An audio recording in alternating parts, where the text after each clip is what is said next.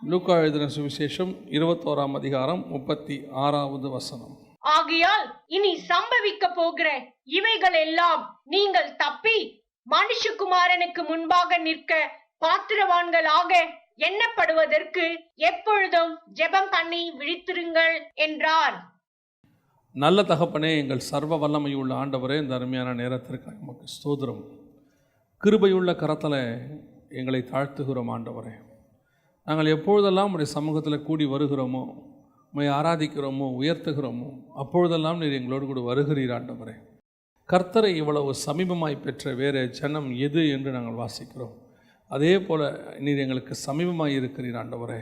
வந்திருக்கிற எங்களோடு கூட நீங்கள் பேசுங்கப்பா. நாங்கள் ஜீவனுள்ள தேவனை ஆராதிக்கிறோம், மகிமையுள்ள தேவனை நாங்கள் ஆராதிக்கிறோம் ஆண்டவரே. நீர் எங்களோடு கூட பேசுங்க, இடைபடுங்க, உடைய வார்த்தைகளை அனுப்புங்க ஆண்டவரே. வந்த ஒவ்வொருத்தருடைய வசனத்தை பெற்றுக்கொண்டவர்களாய் திரும்பி போக கர்த்தர் கிருபை பாராட்டுவீராக.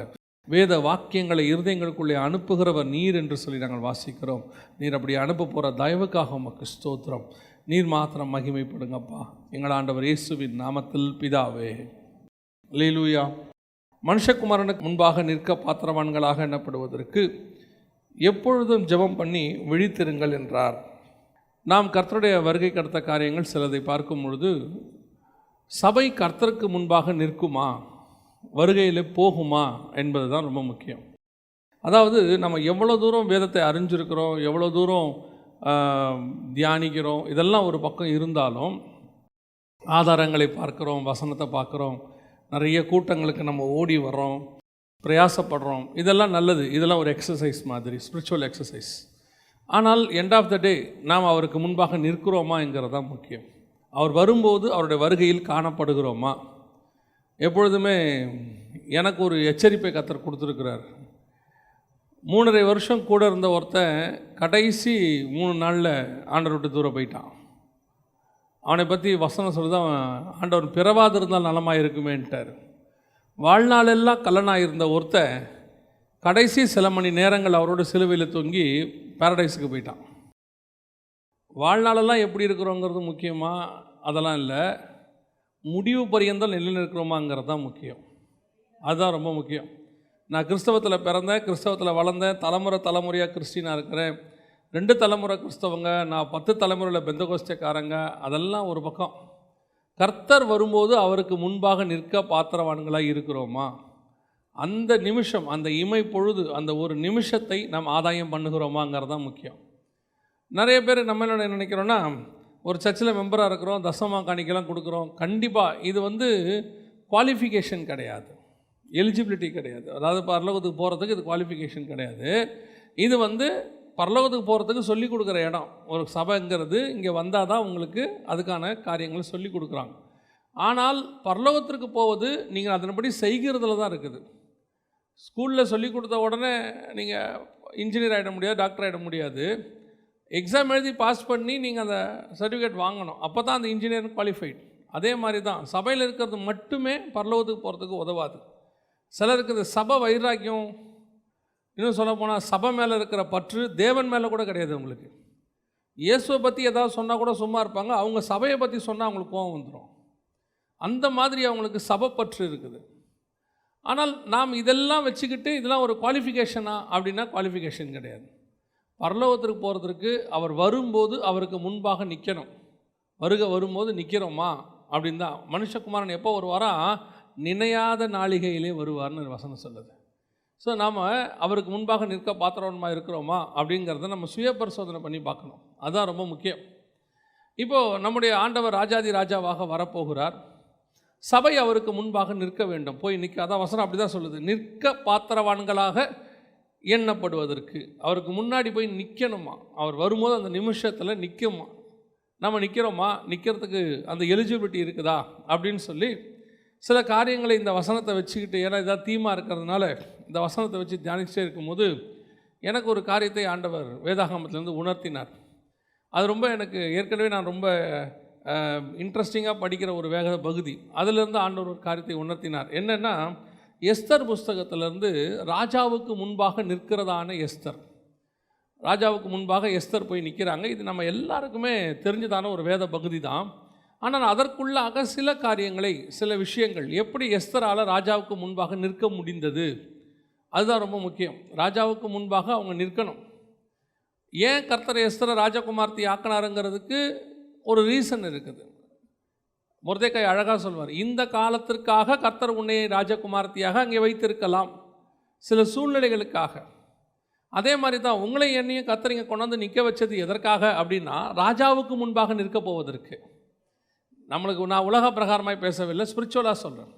ஒரு ஆவிக்குரிய வாழ்க்கையில் தேவனை அறிகிற அறிவை கொடுத்து, ஒரு ஆவிக்குரிய வாழ்க்கையில் சபையில் உங்களை சேர்த்து கர்த்தர் இவ்வளோ தூரம் உங்களை வளர்த்து கொண்டு வராருன்னா அதுக்கு என்ன ரீசனாக இருக்கும் அப்படின்னா, வேறு எந்த ரீசனும் இல்லை. உலக பிரகாரமான ஆசீர்வாதங்களுக்காக மட்டும் இல்லை, அதுவும் உண்டு. அது மட்டுமல்ல, நாம் எல்லோரும் ஒரு நாள் ராஜாவுக்கு முன்பாக நிற்க போகிறோம். அதான் நம்ம லூக்கா 21:36 வாசித்தோம். மனுஷகுமாரனுக்கு முன்பாக நிற்க போகிறோம். அப்படி நிற்பதற்கு நாம் பாத்திரவான்களாக இருக்கணுமா? அப்போ இந்த வேத பகுதியெல்லாம் எதுக்காக கொடுக்கப்பட்டது? குறிப்பாக எஸ்தர் புஸ்தகத்தை நான் வாசிக்கும் போது ரொம்ப எனக்கு ஆண்டவர் உணர்த்தின காரியங்கள்லாம் என்னென்னா, எஸ்தர் புஸ்தகம் சாதாரணமாக ஒரு புஸ்தகமே கிடையாது. ஏற்கனவே எஸ்தர் என்னும் மனவாட்டி அப்படின்னு ஒரு செய்தி இதில் நம்ம கொடுத்துருக்குறோம். எஸ்தர் புறஜாதி தேசத்தில் இருக்கக்கூடிய ஒரு யூத பெண். அதை நீங்கள் அதை எப்படி எடுத்துக்கணுன்னா, நாம் இஸ்ரவேலுக்குள்ளே இருக்கக்கூடியதான ஒரு புறஜாதியார், அவங்களுடைய சட்டத்திட்டங்களுக்கு உட்பட்ட அல்லது அவங்களுடைய வாக்கு தத்தம் ஆராதனைகளுக்கு உட்பட்ட ஒரு புறஜாதி சபை நம்ம. அதே மாதிரி அகாஸ்வர ராஜா என்கிற தேசத்துக்குள் புறஜாதியாக இருக்கிறவ தான் எஸ்தர். அவங்க அதுக்கு உட்பட்டதான ஒரு சபை. அந்த சபை ராஜாவுக்கென்று ஆயத்தப்படுகிறது. அது எப்படியெல்லாம் ஆயத்தம் பண்ணுறாங்கன்றது புதிய ஏற்பாட்டு சபையோடு கம்பேர் பண்ணி நிறைய விஷயங்கள் நாம் பேசியிருக்கிறோம். ஆனால் நாம் எப்படி ஆண்டவர் வரும்போது நிற்க போகிறோம் அப்படிங்கிறதுக்கு தான் இப்போ நம்ம நீங்கள் பார்க்க போகிறோம். இது வரைக்கும் நம்ம பார்த்தது எஸ்தர் புஸ்தகத்தில் எதை பார்த்துருக்கிறோம் ஏற்கனவே இருக்குது, நீங்கள் வேணால் அந்த செய்தியை போய் பார்க்கலாம். அது எஸ்தர் என்னும் மனவாட்டி அப்படிங்கிறதுல மனவாட்டி சபைக்கும் புதிய ஏற்பாட்டு சபைக்கும் எஸ்தருக்கும் என்ன ஒத்துமை இருக்குது, கம்பேரிசன் இருக்குது அப்படிங்கிறத பார்த்துருக்குறோம். இன்றைக்கி நம்ம என்ன பார்க்க போகிறோம் அப்படின்னா, மனுஷகுமாரனுக்கு நிற்க பாத்திரவனாக இருக்கும்படிக்கு ஒரு சபை எப்படியெல்லாம் ஆயத்தப்பட வேண்டும் அப்படிங்கிறத பற்றி தான் நாம் பார்க்க போகிறோம். முதலாவதாக வாசியுங்கள், எஸ்தரின் புஸ்தகம் 4ஆம் அதிகாரம் 16வது வசனத்தை வாசியுங்கள். எஸ்தரின் புஸ்தகம் 4ஆம் அதிகாரம் 16வது வசனம். நீர் போய் சூசானில் இருக்கிற யூதரையெல்லாம் கூடி வர செய்து 3 நாள் அல்லும் பகலும் புசியாமலும் குடியாமலும் இருந்து எனக்காக உபவாசம் பண்ணுங்கள். நானும் என் தாதிமாரும் உபவாசம் பண்ணுவோம். இவ்விதமாக சட்டத்தை மீறி ராஜாவினிடத்தில் பிரவேசிப்பேன். ராஜா கிட்ட போய் நிற்கணும்னா ராஜாவுக்கு முன்னாடி நிற்கணும். எஸ்தர் ஒரு ராஜகுமாரத்தி. இதுக்கு முன்னாடியே ராஜகுமாரத்தியாக அவர் கொண்டு வந்துட்டார். அவர் வஸ்திக்கு பதிலாக எஸ்தர் செலக்ட் பண்ணப்பட்டாச்சு. எஸ்தர் செலக்ட் பண்ணப்பட்டாலும் அதுக்கு முந்தின அதிகாரத்தில் பார்த்தீங்கன்னு சொன்னால், ராஜா எஸ்தரின் மேல் பிரியமாக இருந்து அவர் என்ன பண்ணுறாராம், அவளை தன்னுடைய ராஜகுமாரத்தையே அவளை கொண்டு வந்து வச்சுக்கிறார். ஆனாலும் கூட எஸ்தர் இன்னும் என்னவாகவில்லை, ராஜாவினிடத்தில் பர்மிஷன் இல்லாமல் போக முடியாத இடத்துக்கு தான் இருக்கிறாங்க. எப்படி இருக்கிறாங்க? பெர்மிஷன் இல்லாமல் போக முடியாத இடத்துல தான் இருக்கிறாங்க. அந்த டிஸ்டன்ஸ் இன்னும் இருக்குது அவங்களுக்கு. இப்போது அவங்க சொல்கிறாங்க, ஒரு மாறாத சட்டம் உண்டு, அந்த சட்டத்தின்படி யாருமே ராஜா சொல்லாமல் உள்ளே என்ன செய்ய முடியாது, போக முடியாது. அப்படி போனால் சாப்பிடிச்சிருவாங்க. ஆனால் அப்படி ஒரு நிலைமை இருக்கிறதுன்னு சொன்ன உடனே சில காரியங்களை மொர்தெக்காய் சொல்லுகிறார். சொன்ன உடனே எஸ்தர் சொல்கிறாங்க, சரி நான் போகிறேன், ஆனால் அதற்கு முன்பாக ஒரு காரியம் செய்யுங்கள். மொர்தெக்காயை பார்த்து சொல்கிறாங்க, நீங்கள் போய் 3 நாள் புசியாமலும் குடியாமலும் உபவாசம் இருங்கள். நானும் என் தாதிமாரும் என்ன செய்வோம், உபவாசம் இருப்போம். உபவாசம் இருந்துட்டு அதுக்கு பிறகு நான் ராஜா கிட்ட போகிறேன். இதுதான் ப்ரிப்பரேஷன். ராஜாவுக்கு சந்திக்க போகிறதுக்கான முதலாவது ப்ரிப்பரேஷன் என்ன அப்படின்னு கேட்டால், ராஜாவை சந்திப்பதற்கு முன்பதாக இவங்க ஒரு ப்ரிப்பரேஷன் பண்ணுறாங்க. எது? புசியாமலும் குடியாமலும் 3 நாள் நான் உபவாசம் இருப்பேன். ஃபாஸ்டிங் ப்ரேயரை பற்றி பேசுகிறாங்களா அப்படின்னு கேட்டிங்கன்னா, ஃபாஸ்டிங் ப்ரேயரை பற்றி மட்டுமல்ல, இதுக்கு பின்னாடி என்ன இருக்குது, ஒரு ஸ்பிரிச்சுவல் ப்ரிப்பரேஷன் இருக்குது. ராஜாவை பார்க்கறது நான் ஒரு விண்ணப்பத்துக்காக தான் போகிறேன், உலக பிரகாரமான ஒரு காரியத்தை கேட்க போகிறேன். அந்த உலக பிரகாரமான காரியத்தை நான் கேட்பதற்கு முன்பதாக எனக்குள் ஒரு ஆவிக்குரிய ஆயத்தம் இருக்கணும், ஒரு ஸ்பிரிச்சுவல் ப்ரிப்பரேஷன். அது எங்கே இருக்குது? உள்ளே தான் இருக்குது. நாங்கள் போய் இருப்போம். பாருங்கள், ராஜாவை சந்திக்கிறதுக்கு முன்னாடி நம்ம என்ன நினைப்போம்? இப்போ யாராவது ஒரு பெரிய மனுஷர் மீட்டிங் கூப்பிட்டாரு, ஒரு அரசாங்க விழாவோ அல்லது பிரதமர் வந்து ஒரு பரம்வீர் சக்ரா இந்த மாதிரிலாம் கிஃப்ட் கொடுப்பாங்க, ஜனாதிபதிலாம் கொடுப்பாங்க, கொடுக்க போகிறாங்கன்னொடனே நாம் அதுக்கு 3 நாள் ப்ரிப்பேர் ஆவோம். அதுக்கு 3 நாள் என்ன செய்வோம்? என்ன ட்ரெஸ் போட போகிறோம், என்ன பண்ண போகிறோம், எல்லாத்தையும் வச்சு நம்ம ப்ரிப்பேர் ஆகும். ப்ரிப்பேர் ஆகும்போது நாம் அந்த 3 நாட்களும் நம்முடைய முகம் சோகமடையாமல் இருக்கிறதுக்கு பார்த்துப்போம். அதுக்கு நம்ம என்னென்ன முகத்துக்கு பண்ணுறோங்கிறது வேறு விஷயம், அது ஒரு பக்கம் இருக்கட்டும், அந்த ப்ரிப்பரேஷன் வேறு. ஆனால் 3 நாள் உபவாசம் இருந்தால் என்ன ஆகும்? ஆட்டோமேட்டிக்காக உபவாசம் இருந்தால் என்ன ஆகும்? சரீரம் கண்டிப்பாக என்னவாகும்? பலவீனமாகும். சரீரம் கண்டிப்பாக பலவீனமாகும். ஆனால் எஸ்தருக்கு தெரிகிறது, நான் ராஜாவை பார்க்க போகிற விஷயம், என் சரீரம் பலவீனப்பட்டாலும் என் முகம் வாட்டமாக இருந்தாலும் அதை விட முக்கியமான விஷயத்தை நான் பார்க்க போகிறேன். அப்பொழுது எனக்கு தேவை ஒரு ஆவிக்குரிய ஆயத்தம் என்பது எனக்கு அவசியப்படுகிறது. இன்றைக்கி ஆவிக்குரிய ஆயத்தம் இல்லாமல் தான் மிச்சம் எல்லாம் நடக்குது. நம்ம ப்ரேயர் பண்ணுறது வேறு. இப்போ போய் ராஜா கிட்ட அந்தம்மா விண்ணப்பம் பண்ண போகிறாங்க, ஒரு முக்கியமான காரியத்தை கேட்க போகிறாங்க. ஆனால் அந்த ப்ரேயருக்கு முன்னாடி நான் ஆயத்தப்பட்டிருக்கணும். என் ஜெபம் கேட்கப்படுவதற்கு முன்பதாக எனக்குள் ஒரு பர்சனல் ப்ரிப்பரேஷன் இருக்கணும். அது இல்லாமல் நீங்கள் எப்படிப்பட்ட விண்ணப்பத்தை ஏறெடுத்தாலும் உங்களுக்கு பதில் கிடைப்பது கடினம். ஒரு விஷயம் பெருசாக ஆக ஆக நம்முடைய ஸ்பிரிச்சுவல் ப்ரிப்பரேஷனும் அதிகமாகணும். ஆவிக்குரிய வாழ்க்கையில் ஆரம்பத்தில் நீங்கள் வரும்போது உங்களுக்கு இருக்கிற ஜெப வாழ்க்கையை விட உங்கள் ஊழியம் வளரும் போதோ, ஆவிக்குரிய வாழ்க்கை வளரும் போதோ, கர்த்தர் உங்களை ஆசீர்வதிக்கும் போதோ உங்களுடைய ஜெபம் அதிகமாகணும். நம்ம எப்பவுமே என்ன சொல்லுவோன்னா, ஆசீர்வாதம் வந்த பிறகு ஜெபிக்கிறதுக்கு நேரம் இல்லைம்போம். நாங்கள் பிஸியாக இருக்கிறோம், முந்தி மாதிரி டைம் கிடைக்கிறதே இல்லை. முந்தியெல்லாம் மாதத்துக்கு 3 நாள் ஃபாஸ்டிங் போடுவோம், இப்போலாம் டைம் இல்லை. ஏன்? கர்த்தர் ஊழியத்தில் பிஸியாக வச்சுருக்கிறாரு. எங்களுக்கு கர்த்தர் ஒரு வேலை கொடுத்தாரு, அந்த வேலை ரொம்ப பிஸி, ஜெபம் பண்ணுறதுக்கு கூட நேரம் இல்லை. அப்படின்னா உங்களுடைய ஆவிக்குரிய வாழ்க்கையில் ஒரு பலவீனம் வர ஆரம்பிச்சிருச்சுன்னு அர்த்தம். அடுத்த கட்டத்துக்கு நீங்கள் போகிறது கஷ்டம். பல நேரங்களில் அதான் நடக்குது. ஒரு பர்சனல் ப்ரிப்பரேஷன் இல்லை, ஆவிக்குரிய ப்ரிப்பரேஷன் கிடையாது. ஒரு ஆரம்ப காலத்தில் ஊழியத்துக்கு போகும்போது நாங்கள்லாம் எங்களுக்கு டைம் இருக்கும்போது அதுக்குன்னு தனியாக ஒரு ப்ரேயர் டைம்னு வச்சுருப்போம். அதாவது அந்த மீட்டிங்குன்னே ஒரு ப்ரேயர் டைம், தனி ஜெபம் மட்டும் இல்லை. இப்போ ஒரு கன்வென்ஷன் இருக்குதுன்னா அதுக்குன்னு ஒரு தனி ஒரு நாள் உபவாசம் போடலாம், 2 நாள் உபவாசம் போடலாம். மீட்டிங்ஸ் அதிகமாக ஆக ஆக நிறைய பேரால் ஜெபம் பண்ணவே முடியறதில்ல. ஆண்டவர் என்ன சொல்கிறாரு, சில நேரங்களில் இந்த மாதிரி ஊழியம் அதிகமாகும் போது நிறைய ஊழியக்காரங்கிட்ட பேசும்போது நான் கேள்விப்பட்டிருக்கிறேன். அவங்க சொல்லுவாங்க, இப்போல்லாம் உட்காந்து முந்தி மாதிரி பைபிள் வாசிக்கவே நேரம் இல்லைங்க, அர்ஜென்ட்டாக வாசிக்க வேண்டியிருக்கு. காலையில் ஒரு மீட்டிங், மத்தியானம் ஒரு மீட்டிங், சாயங்காலம் ஒரு மீட்டிங். வீழ்ச்சி, ஆவிக்குரிய வீழ்ச்சி. ஓடணும். இயேசு கிறிஸ்து காலையிலேருந்து சாயங்காலம் வரைக்கும் என்ன பண்ணுறாரு?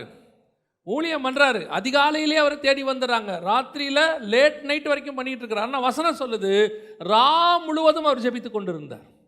காலையில் போய் அவரை தேட போகிறாங்க, அதிகாலையில் அவர் வனாந்தரத்தில் ஜெபித்து கொண்டு இருந்தார். Personal preparation is very important. தனிப்பட்ட முறையில் தேவனோடு கூட ஆயத்தப்படுதல் என்பது முக்கியம்.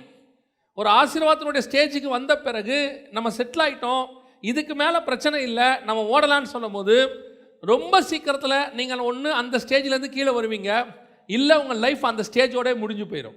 அதுக்கு அடுத்த ஸ்டேஜுக்கு போகாது. ஏன் உங்களுக்கு அடுத்த ஸ்டேஜுக்கு போக முடியல? நிறைய பேரோட ஊழியம் அப்படியே வளர்ந்துக்கிட்டே வரும், ஒரு ஸ்டேஜில் நின்றுடும், அதுக்கப்புறம் இருக்காது. ஏன் இல்லை அப்படின்னு கேட்டிங்கன்னா, அந்த ஸ்டேஜோட அவங்களுடைய பர்சனல் ஸ்பிரிச்சுவல் லைஃப் ஸ்டாக் ஆயிடுச்சுன்னு அர்த்தம். அவங்க அப்படியே கொஞ்சம் கொஞ்சமாக நின்றுட்டாங்கன்னு அர்த்தம். ஊழியம் இருக்கும், ஆனால் நான் அதை குற்றமாக சொல்லலை. நான் சில நேரங்களில் ஃபாதர் பெர்க்மேன்ஸை பார்த்து ரொம்ப ஆச்சரியப்படுவேன். 40 வால்யூமை தாண்டியும் இன்னும் பாட்டு அந்த ப்ரெசன்ஸோடையே இருக்குது பாருங்க. இன்றைக்கும் பாட்டு ப்ரெசன்ஸோடையே இருக்குது. காரணம் என்ன அப்படின்னு கேட்டிங்கன்னா, அவருடைய ஆவிக்குரிய வாழ்க்கையினுடைய வெளிப்பாடு தான் வெளியே பாட்டு. நான் உள்ளே எவ்வளோ தூரம் கர்த்தர் கூட இருக்கிறேனோ அவ்வளோ தூரம் என் ஊழியத்தில் வெளியே மகிமை இருக்கும். உள்ளே இல்லாமல் மகிமை வெளியே இருக்காது. வெறும் டேலண்ட்டை வச்சுக்கிட்டு நீங்கள் ப்ரூவ் பண்ண முடியாது, கொஞ்ச நாள் தான் ஓடும். உள்ளுக்குள்ளே எவ்வளோக்கு எவ்வளோ தேவனோடு கூட காத்து கொண்டிருக்கிறீர்களோ, ஸ்பெண்ட் பண்ணுறீங்களோ, அவ்வளோக்கு அவ்வளோ ராஜாவின் இடத்துல நீங்கள் பிரவேசிப்பது எளிது, பதிலை வாங்குவது ஈஸி. அதுதான் நிறைய பேர் என்ன செய்கிறாங்கன்னா அதற்கு பிறகு இதுக்கு டைம் ஸ்பெண்ட் பண்ணுறாங்க. நம்ம போன மீட்டிங் ரொம்ப சக்ஸஸ் ஆயிடுச்சு, அடுத்த மீட்டிங் என்ன பண்ணணும், இதை விட இன்னும் கொஞ்சம் ப்ரிப்பேர் பண்ணணும், அப்புறம் நிறைய போஸ்டர் போடணும், நிறைய பேம்ப்ளெட் போடணும், இல்லை நிறைய புது வால்யூம், போன வால்யூம் பயங்கரமாக சக்ஸஸ் ஆயிடுச்சு பாட்டு, அடுத்த வால்யூம் இன்னும் கொஞ்சம் நிறைய இன்ஸ்ட்ருமெண்ட் போடணும், கிராண்டாக பண்ணணும், நிறைய என்னென்ன புது விதமான மியூசிக் இருக்கோ எல்லாத்தையும் யூஸ் பண்ணணும். இது எல்லாம் ரெண்டாவது தான். இவ்வளத்தையும் சக்ஸஸ் பண்ணுறது எங்கே இருக்குதுன்னு கேட்டால் உன் அறைக்குள்ளே தான் இருக்கிறது. உள்ளுக்குள்ள உன் ஸ்பிரிச்சுவாலிட்டி எவ்வளவு இருக்குதோ அவ்வளவு தூரம் தான் உங்கள் ஆவிக்குரிய வாழ்க்கையோ ஊழியமோ வெளியே பிரகாசிக்கும், இல்லாமல் பிரகாசிக்காது. பாருங்க, யோசித்து பாருங்க, ராஜாவுக்கு பிடிச்ச ராஜஸ்திரி, அவர் சொல்றாரு வஸ்திக்கு பதிலாக எஸ்தரை உடனே செலக்ட் பண்ணி கிரீடத்தை தலையில் வச்சுட்டான். யாரு? ராஜா வச்சுட்டார். அந்த அளவுக்கு எஸ்தரை பிடிச்சிருச்சு. ஆனாலும் கூட எஸ்தர் சொல்றா, நான் ராஜாவை பார்க்க போறேன், எனக்காக நீங்களும் ஜெபம் பண்ணுங்க, நானும் ஜெபம் பண்றேன், ப்ரிப்பேர் பண்ணிட்டு நான் அப்புறமா உள்ள போறேன். எத்தனையோ பேர் இன்னைக்கு ஜெபிக்க கூட இல்லாமல் அப்படியே ஏறி பிரசங்க மேடையில் நிற்கிறது. எத்தனையோ பேர் ஜெபிக்கிறதே கிடையாது, நேராக வந்து பிரசங்க மேடையில் நிற்கிறது. எதுக்கு சொல்கிறேன்? எப்பவுமே சரி, கர்த்தருடைய வார்த்தை கர்த்தரிடத்துலேருந்து வாங்கி கொடுக்கறதுக்கும் ஆல்ரெடி ப்ரிப்பேர்டான வார்த்தையை கொண்டு போய் கொடுக்கறதுக்கும் டிஃப்ரென்ஸ் இருக்குது. அப்போ ஒரு பிரசங்கத்தை இன்னொரு வாட்டி கொடுக்கக்கூடாது, அப்படி இல்லை. கர்த்தர் அந்த பிரசங்கத்தை இன்னொரு இடத்துல கொடுக்க சொன்னார்னா கொடுக்க சொல்லலாம், ஏன்னா ரெண்டுமே ஆவியானவர் கொடுத்தது தான்.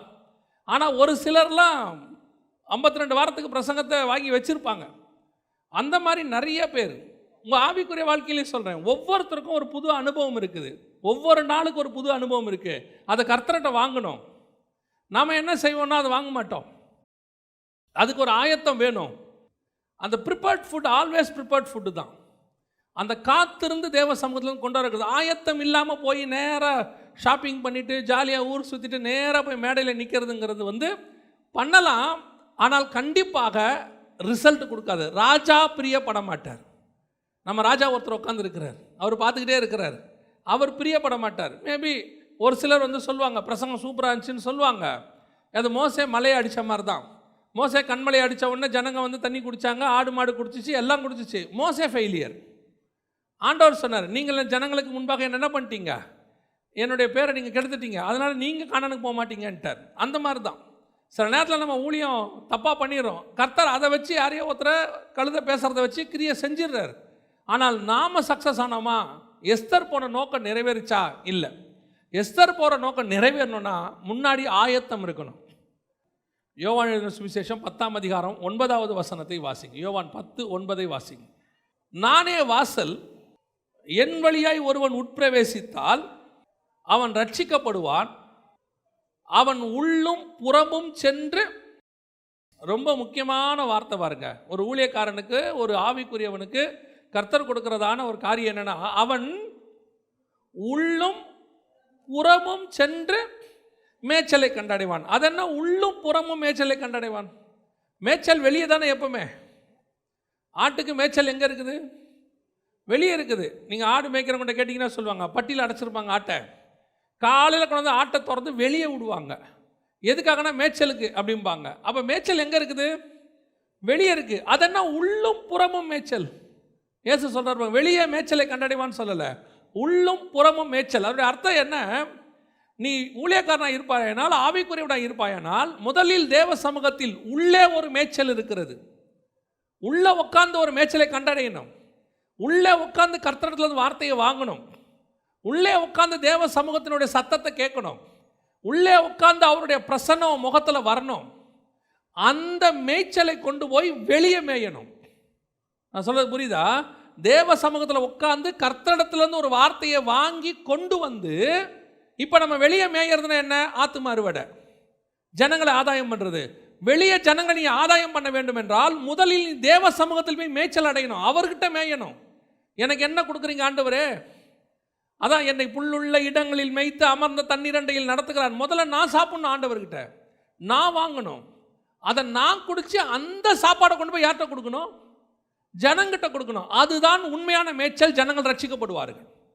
இன்னைக்கு வெளியே மேயறதுக்கு நம்ம ரெடியாக இருக்கிறோம். வெளியே மீட்டிங் கேட்கணும்னு கொடுக்கறதுக்கு ரொம்ப ரெடி, பிஸி. 52 வாரமும் மீட்டிங் கொடுக்க ரெடியாக இருக்கிறோம்.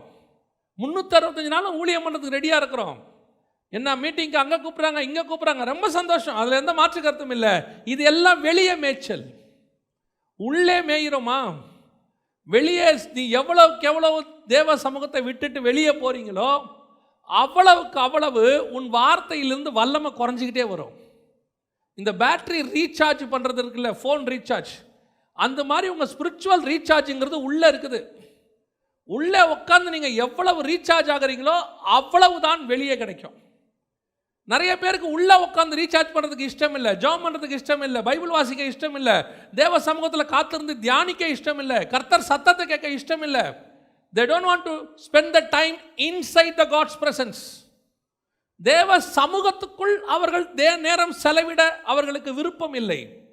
ஆனால் உட்காந்து மணிக்கணக்கில் பிரசங்கம் பண்ண இஷ்டம், பாட்டு பாட இஷ்டம், யாரு கூடயாவது உட்காந்து பேசுறதுக்கு இஷ்டம், யாராவது புகழ்றாங்கன்னா உட்காந்து அவங்க மத்தியில் உட்காந்துக்கிட்டு அரை மணி நேரம் அவங்க புகழ்ச்சியை கேட்கறதுக்கு இஷ்டம்.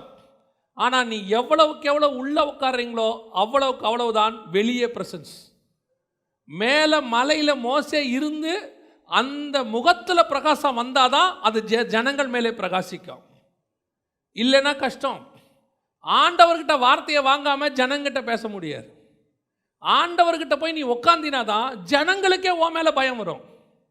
கர்த்தருக்கு முன்பாக நிற்கிற நான் எளிய கர்த்தருக்கு முன்பாக நின்னாதான் ஆகாப்புக்கு இவன் மேலே பயம் வரும். கர்த்தருக்கு முன்பாக இவன் நிக்காட்டி ஆகாப்புக்கு பயம் வராது.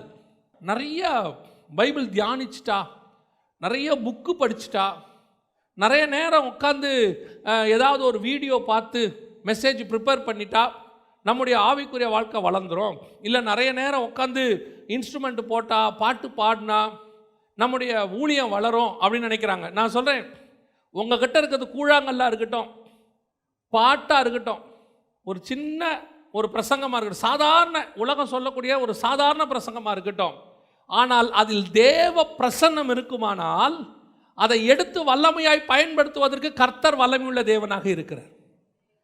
பாருங்க, இன்னைக்கு எவ்வளவு டீப்பாக செய்தி கொடுக்குறவங்க எத்தனையோ பேர் இருக்கிறாங்க. ஆனால் கம்பேர் பண்ணிங்கன்னா பில்லிகிரகம் ஐயாவுடைய செய்தியில் அந்த டீப்பாலாம் ஒன்றும் இருக்காது, காஸ்பல் தான். ஆனால் ஒரு மீட்டிங்க்கு லட்சக்கணக்கானவங்க 2 லட்சம் 3 லட்சம் பேர் வந்து நீ உட்கார்ந்துருக்குறாங்க. ஏன், என்ன காரணம் அப்படின்னா நம்முடைய மெசேஜில் இல்லை, அந்த மெசேஜை பயன்படுத்துகிறவர்னு ஒருத்தர் இருக்கிறாரு, அவர்கிட்ட தான் வல்லமை இருக்கிறது. ஜனங்களை கொண்டு வருகிறவரும் அந்த வார்த்தையை உபயோகப்படுத்துகிறவரும் ஒருத்தர் இருக்கிறார், அவர்கிட்ட தான் பவர் இருக்கு. நிறைய பேருக்கு அந்த அவங்க டேலண்ட் மேலே ஒரு நம்பிக்கை வந்துடுது. நம்ம பாடினா பரவாயில்ல, க்ரௌடு வந்துடும், ஒரு பாட்டு பாடினோம்னா நம்ம ஏறி நின்று பிரசங்கம் பண்ணோம்னா அது வந்து ராங் ஆட்டிடியூட், தப்பான முறை. ஊழியக்காரனை பார்த்து ஜனங்கள் சபைக்கு வரக்கூடாது, கர்த்தரை பார்த்து சபைக்கு வரணும். அந்த ஊழியக்காரனை பார்த்து வந்தாங்கன்னா ஊழியக்காரன் போனால் அவங்களும் போயிடுவாங்க. அவங்க கர்த்தரை பார்த்து வந்தாங்கன்னா யார் போனாலும் அவர்கள் சபையிலே நிற்பார்கள். இன்னைக்கு அந்த அதான் அஃப்கோர்ஸ் கர்த்தர் ஊழியக்காரனை பயன்படுத்துகிறாரு. ஆனால் ஜனங்க எதை பிடிக்கணும்? ஊழியக்காரனை பிடிக்கக்கூடாது, அவங்ககிட்ட வரக்கூடிய கர்த்தருடைய வார்த்தையை பிடிக்கணும். அவங்ககிட்ட சொல்லப்படுகிற கர்த்தரை தான் பிடிக்கணும், எவ்வளோ யாரை பிடிக்கக்கூடாது, ஊழியக்காரனை பிடிக்கக்கூடாது. அப்போ இதுக்கு என்ன வேணும்? என்னுடைய ப்ரிப்பரேஷன், நான் உள்ள ப்ரிப்பேர் ஆகணும். நான் ப்ரிப்பேர் ஆகி வந்து நின்னேன்னா ஜனங்கள் என்னை அல்ல, என் மூலமாக வருகிற தேவனை பிடித்துக் கொள்வார்கள். இன்னைக்கு அதுதான் ரொம்ப இம்பார்ட்டன்ட். உள்ளும் புறமும் மேய்ச்சலை கண்டடையணும். ஃபர்ஸ்ட் உள்ளே போய் உட்காருங்க. உங்களுடைய அது ஆவிக்குரிய வாழ்க்கையில் நிறைய பேர் சொல்லுவாங்க, ஏதோ தெரிலங்க, எங்களுக்கு பிரச்சனை மேலே பிரச்சனை வந்துக்கிட்டே இருக்குது, போராட்டம் மேலே போராட்டம் வந்துக்கிட்டே இருக்குது, என்னன்னே தெரியல. நாங்களும் நல்லா ஜெபம் பண்ணிட்டோம், நாங்களும் அதுக்கப்புறம் ஊழியக்காரங்களாம் பார்த்து ஜெபம் பண்ணுறோம். நிறைய ஊழியக்காரங்க எங்களுக்கு ப்ராஃபஸி கூட சொன்னாங்க, இந்த வருஷம் சரியாயிரும்னு, எங்களுக்கு சரியாகலை. நான் சொல்கிறேன், ஊழியக்காரங்க சொல்கிற ப்ராஃபஸியை நான் தப்பா சரி அதெல்லாம் நான் சொல்ல வரவே இல்லை. எது சொன்னாலும் அது நிறைவேற வேண்டுமானால் உங்ககிட்ட ஒரு ஆயத்தத்தை கர்த்தர் எதிர்பார்க்கிறார். நீங்கள் காத்திருக்கணும். நீங்கள் காத்திருக்காமல் அது சக்ஸஸ் ஆகாது. நீங்கள் உள்ள டைம் ஸ்பெண்ட் பண்ணுங்கள், வெளியே கர்த்தர் பெரிய அற்புதத்தை செய்வார். அதான் அந்தரங்கத்தில் செய்யப்படுகிற ஜெபத்திற்கு வெளியரங்கமாய் பிதா என்ன செய்வாரா? பலன் கொடுப்பார். அந்த உள்ளான ப்ரிப்பரேஷன் ரொம்ப முக்கியம். இன்றைக்கி கடைசி காலத்தில் இங்கே அப்போல்லாம் சொல்லி தருவாங்க ஊழியக்காரங்க, 1 மணி நேரம் பிரசங்கம் பண்ண போகிறீங்கன்னா 2 மணி நேரம் ஜெபம் பண்ணும்பாங்க. அப்போ சொல்லி தருவாங்க, 1 மணி நேரம் நீங்கள் பிரசங்கம் பண்ண போகிறீங்கன்னா 2 மணி நேரமாக தேவ சமூகத்தில் என்ன செய்யணுமா? காத்திருக்கணும். அப்போ தான் அந்த ஜெபத்தில் அந்த பிரசங்கத்தில் ஒரு வல்லமை இருக்கும்பாங்க. இப்போ அப்படி இல்லை. 2 மணி நேரம் பிரசங்கம் பண்ணுறாங்க. ஒரு சிலராக நீ கேட்டேன் 3 மணி நேரம் பிரசங்கம் பண்ணுறாங்க. ரொம்ப சந்தோஷமாக இருந்துச்சு. அப்போ எவ்வளோ நேரம் காத்திருக்கணும்? 6 மணி நேரம் காத்திருக்கணும். காத்திருந்தால் தான் அந்த 3 மணி நேரம் பிரசங்கத்தில் வெளிப்பாடு இருக்கும். நீ எப்பேற்பட்டதான பயங்கரமான என்சைக்ளோபீடியாவை படிச்சுட்டு வந்து, இல்லை நீங்கள் எப்பேற்பட்ட கமெண்ட்ரிஸை படித்து மிகப்பெரிய ஊழியக்காரனுடையதான தாட்ஸ் எல்லாம் எடுத்து பைபிள்ல இருந்தோ அல்லது புக்கில் இருந்தோ அப்படியே கொண்டு வந்து கோட்டெல்லாம் பண்ணி அப்படி 2 கதையை சொல்லி நல்ல பாட்டு பாடி ஜனங்களை கவர் பண்ணலாம் நினைச்சாலும் கர்த்தர் உன்னோடு கூட இல்லாவிட்டால் அது அத்தனையும் விருதா, வேஸ்ட். உன்னுடைய டேலண்ட் எல்லாம் கர்த்தருக்கு முன்பாக குப்பை. அந்த டேலண்ட்டை கர்த்தர் பயன்படுத்தினால் மட்டும்தான் அது ஆசீர்வாதமாக முடியும். எஸ்தருக்கு நல்லா தெரியுது, ராஜாவுக்கு என்ன பிடிக்கும், ஆனால் என்னை பிடிக்க வைக்கிறது ராஜாவுடைய கண்ணில் இல்லை, கர்த்தருடைய கண்களில் இருக்கு. நான் கர்த்தருக்கு பிரியமாக நடந்துட்டேன்னா ராஜாவுக்கு என்னை பிடிக்கும். நான் முதல்ல அதுக்கு ப்ரிப்பேர் ஆகிறேன், அதுக்கு ஆயத்தப்படுறேன், அதை செஞ்சுட்டு அதற்கு பிறகு ராஜா கிட்ட போகிறேன். எனக்காக நீங்களும் ஜெபம் பண்ணுங்க. இதுதான் நல்ல கர்த்தருக்கு முன்பாக நிற்க வேண்டிய ஒரு சபையினுடைய சுபாவம். வெளியே போய் கர்த்தருக்கு முன்பாக நிற்கணும்னா, வருகையில் நிற்கணும்னா முதல்ல சபை உள்ளே என்ன ஆகணும்? ஆயத்தப்படணும். ஃபர்ஸ்ட். 2வது வாசிங்கள், எஸ்தரின் புஸ்தகம் 5ஆம் அதிகாரம் 1வது வசனத்தை வாசிங்க. எஸ்தர் 5:1 வாசிங்கள். 3ஆம் நாளிலே எஸ்தர் ராஜவஸ்திரம் தரித்து கொண்டு ராஜ அரண்மனையின் உள்முற்றத்தில், நல்லா கவனிங்க, 3ஆம் நாளிலே. எனக்கு அந்த அந்த வசனம் ரொம்ப பிடிச்சிச்சு. 3ஆம் நாளிலே. இன்னும் ஃபாஸ்டிங் முடியல இல்லை, இன்னும் ஃபாஸ்டிங் என்ன செய்யலை, முடியல. ஏன்னா அதுக்கு முன்னாடி அந்த அம்மா என்ன சொல்லுது 16வது வசனத்தில், நீர் போய் சூசானில் இருக்கிற யூதரையெல்லாம் கூடி வர செய்து 3 நாள் அல்லும் பகலும் புசியாமலும் குடியாமலும் இருந்து, நானும் அதே மாதிரி இருக்கிறேன்றாங்க. நானும் என் தாதிமாரும் உபாசம் பண்ணுவோம். எப்படி இருப்பாங்க? 3 நாள் அல்லும் பகலும், ராத்திரியும் பகலும். ஆனால் இந்த அம்மா 3ஆம் நாள் ராத்திரி முடியறதுக்குள்ளேயே வந்துருச்சு. இன்னும் ஃபாஸ்டிங் என்ன செய்யலை, முடியலை. ஃபாஸ்டிங் முடியறதுக்கு முன்னாடியே இந்த அம்மா புறப்பட்டுருச்சு ராஜாவை பார்க்கறதுக்கு. நம்மெல்லாம் ஃபாஸ்டிங்கில் இருக்கும்போது யாரையாவது பார்க்க போனால் எப்படி போவோம்? நம்ம இருக்கிற ஃபாஸ்டிங்கை தெரியப்படுத்திடுவோம். நம்ம ஒரு ஃபோக்கஸிங். நம்ம ஆண்டவர் என்ன சொல்லி கொடுக்குறாருன்னா, நீ ஃபாஸ்டிங் இருக்கிறது என்ன செய்யக்கூடாது, யாருக்குமே தெரியக்கூடாது. இப்போ ஃபாஸ்டிங்கை போஸ்டர் போட்டு அடிக்கிற காலம். இப்போ இந்த அம்மா ஃபாஸ்டிங்கை இன்னும் முடிக்கவே இல்லை. ஆனால் அந்த அம்மா ஃபாஸ்டிங் இருக்கிறது யாருக்கு தெரியாது? ராஜாவுக்கெல்லாம் தெரியாது.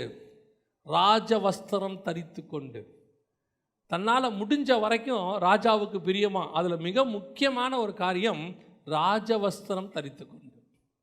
இந்த ராஜாவுக்கு என்ன வஸ்திரம் பிடிக்குமோ அந்த வஸ்திரத்தை நான் போட்டுட்டு போனோம். ராஜாவுக்கு முன்பாக நிற்கணும்னா வசனம் தெளிவாக சொல்லுது, நீங்கள் ராஜாவுக்கு முன்பாக நிற்கும்படி ராஜவஸ்திரம் தரித்து கொண்டு போனால் தான் ராஜா கிட்ட நிற்க முடியும். இப்போ கல்யாண விருந்துக்கு கூப்பிட்றவங்களே ஆண்டவர் என்ன சொல்கிறாரு?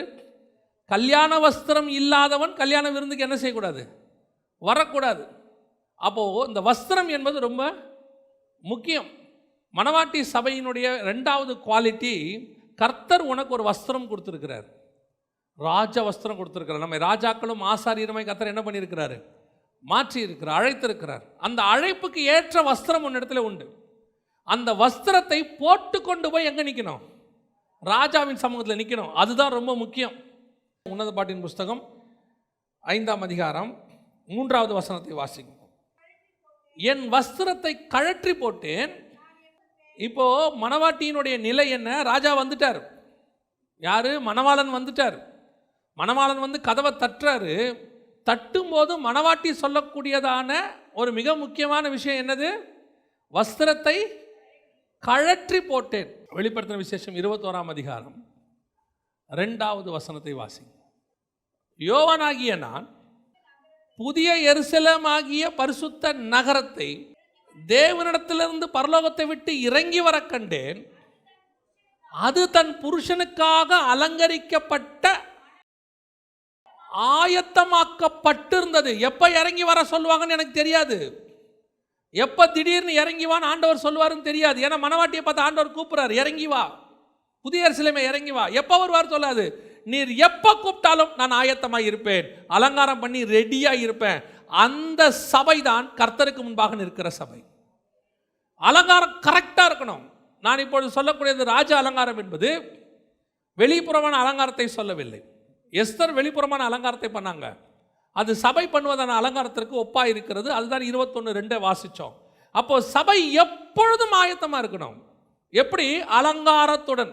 நம்ம எல்லாருக்கும் தெரியும், பரிசுத்த அலங்காரத்துடனே கர்த்தரை தொழுது கொள்ளுங்கள், தெரிஞ்ச வசனம். எப்பவும் சபை எதுக்கு ஆயத்தமாக இருக்கணும்?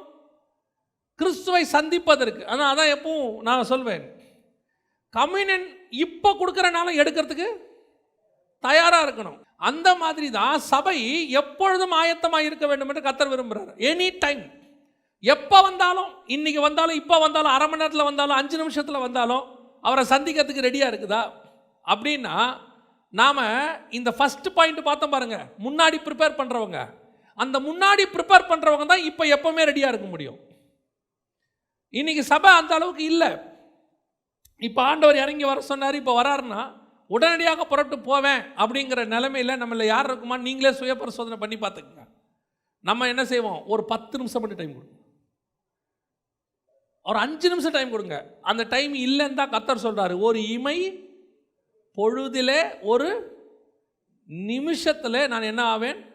மறுரூபமாவேன். அப்போ எனக்கு ஒரு இமை பொழுது தான் டைம், ஒரே செகண்ட், 2 செகண்ட் கூட இல்லை, 1 செகண்ட் தான் டைம் இருக்கு. ஸோ எனக்கு ஆயத்தம் பண்ணுறதுக்கு நேரம் இல்லை. நான் ஆயத்தப்பட்டிருந்தால் மட்டுமே போக முடியும். எது தெரியுமா? கம்யூனியன் எப்போ கொடுத்தாலும் எடுப்பதற்கு நான் ஆயத்தமாக இருக்கிறேன்ல, நைட்டு எழுப்பி கொடுத்தாலும் வாங்கிறதுக்கு நான் ரெடியாக இருக்கிறேன்ல, அதற்கு பேர் தான் உண்மையான கம்யூனியன். மணவாட்டியை நைட்டு எழுப்பினாலும் ராஜ வஸ்திரம் தரித்திருப்பாள் அவள்.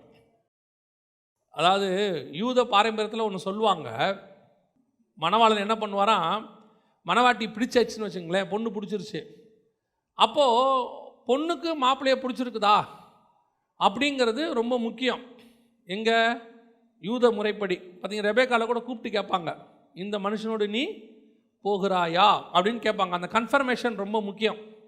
அப்போது அவங்க என்ன நினைப்பாங்களாம், அப்பா அம்மா ஃபோர்ஸ் பண்ணி ஒருவேளை பொண்ணை கல்யாணம் பண்ணி வச்சுட்டாங்களோ, அப்படி ஒன்று நடக்கக்கூடாதுன்றதுக்காக என்ன செய்வாங்கன்னா, அந்த பொண்ணை மாப்பிள்ளைக்கு பிடிச்சிருச்சுன்னா என்ன பண்ணுவாராம், ஒரு கல்யாண வஸ்திரம் ஒன்று வாங்கி அதை கையில் கொடுத்துட்டு ஒரு கப் திராட்சை ரசத்தையும் கொடுத்துட்டு போயிடுவாராம்.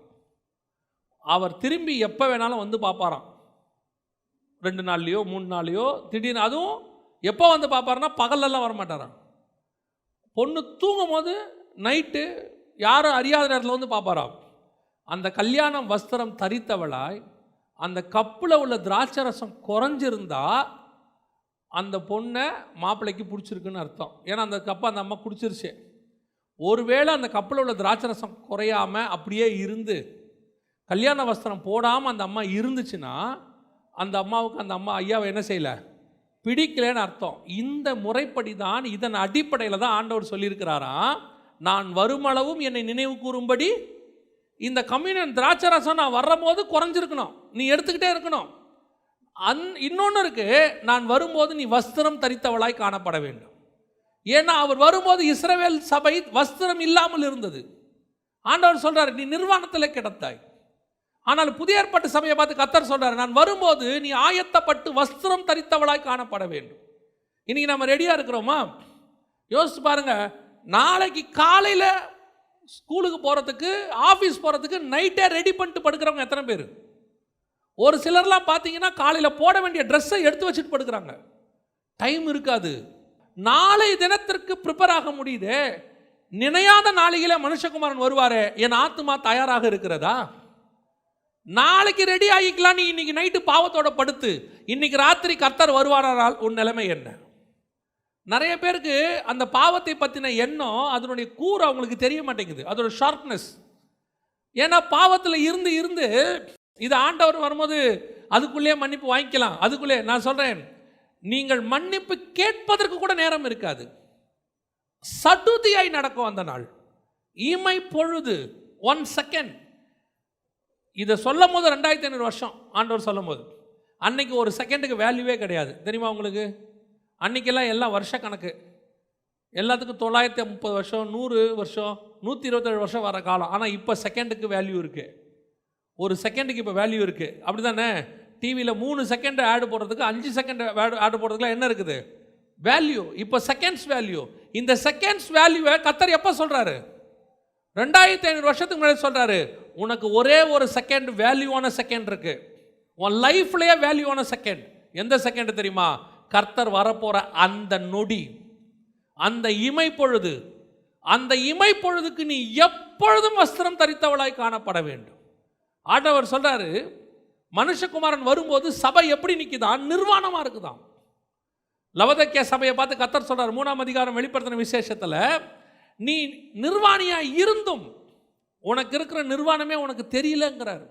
இன்னைக்கு சபையினுடைய நிலைமை அதான். ஆயத்தப்பட்டவங்க தான் போக முடியும். நீ எந்த சபையில் இருந்தாலும், நீங்கள் பெரிய சபையில் 10,000 பேர் இருக்கிற சபையில் இருந்தாலும் சரி, இல்லை உலகத்தையே கலக்கிற ஊழியக்காரோடைய சபையில் இருந்தாலும் சரி, இல்லை ஒரு சின்ன சபை குடிசையில் ஒரு 20 பேர் நடத்துகிற சபையில் இருந்தாலும் சரி, உள்ளான மனுஷன் ஆயத்தப்படாமல் நீ வருகையில் போகவே முடியாது. Self preparation is very important. கர்த்தர் வரும்போது வஸ்திரம் தரித்தவளாய் காணப்பட வேண்டும்.